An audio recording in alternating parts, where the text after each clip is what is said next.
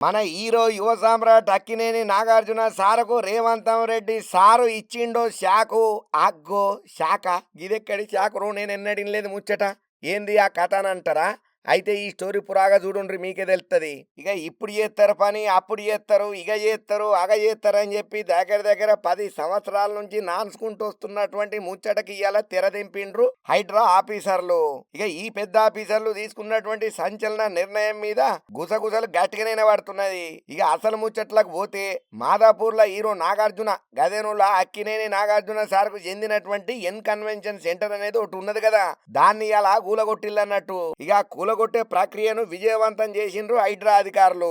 దగ్గర దగ్గర 3.5 ఎకరాల చెరువు స్థలాన్ని ఎన్ కన్వెన్షన్ గదేనుల్లా అక్కినేని నాగార్జున సార్ కబ్జా చేసినట్టుగా అధికారులు ఎరకబట్టిండ్రు. తమిడిగడ్డి చెరువు FTL బఫర్ జోన్ పరిధిలా నాగార్జున ఎన్ కన్వెన్షన్ సెంటర్ ఉన్నది. మొత్తం 29 ఎకరాల 24 గుంటలల్లా తమ్మిడిహడ్డి చెరువు ఉన్నది. అయితే ఈ మధ్య కాలంలోనే ఎన్ కన్వెన్షన్ సెంటర్ కబ్జాల మీద హైడ్రాకు శాన్నే ఫిర్యాదులు అందినాయి. హైడ్రా కమిషనర్ అయినటువంటి రంగనాథ్ సార్ కు జనం కోసం సంస్థ అధ్యక్షుడైనటువంటి కసిరెడ్డి భాస్కర్ రెడ్డి సార్ ఫిర్యాదు ఇచ్చిండు. ఇక ఈ ఫిర్యాదు నేపథ్యంలో బాగా క్షుణ్ణంగా పరిశీలించినటువంటి అధికారులు ఈ అక్కినేని నాగార్జున గారు అద్భుతంగా తమ్మిడిహడ్డి చెరువును కబ్జాకు గురి చేసిండని చెప్పి కన్ఫర్మ్ చేసుకుని మొత్తానికైతే ఎన్ కన్వెన్షన్ ను కూలగొట్టిండ్రు. ఏదేమైనా కూడా ఈ అక్కినేని నాగార్జున సారు సినిమాలల్లా కనపడేంత గొప్ప హీరో అయితే కాదు, చాలా శత్రుతలు కలిగిన మనిషి అని అంటారు ఇండస్ట్రీ వర్గాలు.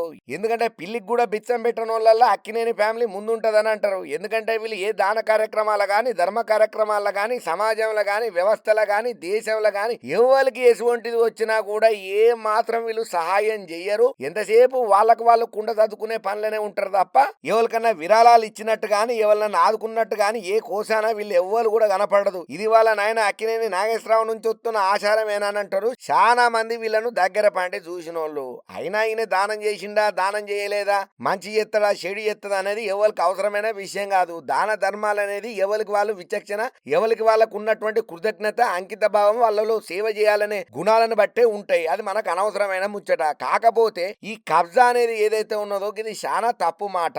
లక్షల వేల కోట్లు సంపాదించిన నాగార్జున, మీ నాయన కొంత సంపాదిస్తే దాన్ని 100 రెట్లు చేసినావు, నీకు సంపాదన సరిపోతలేదా? ఈ కబ్జాలకు వాల్పడి ఎక్కడిది? నువ్వు ఇంత గొప్ప స్థాయిలో ఉండి, ఒక హీరో పొజిషన్ లో ఉండి, నిన్ను ఆదర్శంగా తీసుకునేటోళ్లకు నువ్వు 10 మందికి మంచి చెప్పాల్సిన గొప్ప స్థానంలో ఉండి నువ్వు గివ్వా చేసేది. నువ్వే గిట్ల అరకతలకు పడితే, నువ్వే ఇట్లా కబ్జాలకు వాల్పడితే, నిన్ను ఒకవేళ ఆదర్శంగా తీసుకుంటే ఏంది పరిస్థితి? అప్పుడు సమాజంలో అందరు కబ్జాలు పెట్టుకుంటా పోతే ఏమైతుంది అని చెప్పి జనంతా గట్టిగానే ఎడ్డిస్తున్నారు. అక్కినేని నాగార్జున సారు ఈ కబ్జా ముచ్చట ఎరికైనోళ్ళు.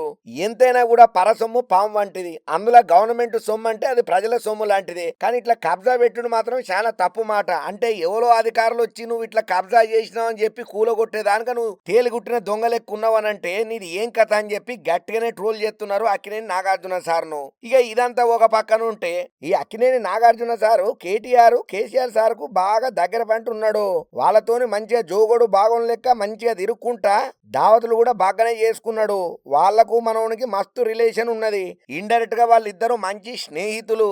అందుకే రేవంతం రెడ్డి సారు నాగార్జున మీద ఫోకస్ పెట్టి గట్టిగానే గుద్దిండు పంచ్ అని చెప్పి అంటున్నారు ఈ ముచ్చట ఎరికైన వాళ్ళు. ఇంకా అంతనే కాదు, ఈ అక్కినేని నాగార్జున సారు ఏ పార్టీ అధికారంలో ఉంటే వాళ్ళతోని మంచిగా దోస్తుగా మెదులుతాడు, అణిగి ఉంటాడు. పార్టీల పరంగా గాని, వ్యక్తుల పరంగా గాని ఏనాడు కాంట్రవర్సీలకు తావియ్యడు, ఏ ముచ్చట్లల్లా ఓడు. ముఖ్యంగా పొలిటికల్ సప్పుళ్లల్లా అస్సలే జొర్రడు. మరి అట్లెందుకు ప్రవర్తిస్తాడు ఈ అక్కినేని నాగార్జున సార్ అంటే? ఆయనకున్న ఆస్తులు హైదరాబాద్ వాటిని కాపాడుకునే పరిస్థితులల్లనే ఎవరితోని జోడం పెట్టుకోకుండా ఆయన పని అనేది చేసుకుంటా పోతాడు. ఏ ముచ్చట్లల్లా తల దూర్చడం అనేది టాక్ కూడా గట్టిగానే ఉన్నది. ఎవరు ఎన్నన్నా చెప్పని, ఎవరు ఏదన్నా గాని మనం నిజాయితీగా ఉంటే మన నిజాయితీ మనతోనే ఉంటది. మనం ఎవ్వరు ఏం చేయలేరు.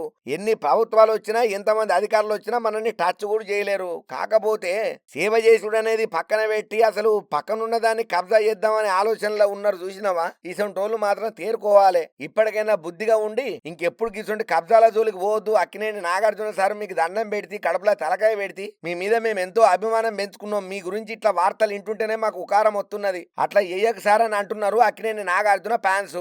మీరు మా అభిమాన యువ సామ్రాట్ అక్కినేని నాగార్జున సారు. మీ మీద మేము ఎంతో గౌరవ మర్యాదలు పెంచుకున్నాం. మీరంటే మాకు ఎనలేని ప్రేమ. కానీ మీ మీద ఇటువంటి వార్తలు వస్తున్నప్పుడు అవి మేము విన్నప్పుడు మస్తు బాధపడుతున్నాం మీ ఫ్యాన్స్ గా. దయచేసి ఇంకో పారి ఇటువంటి వాటికి ఓకండ్రి సారు.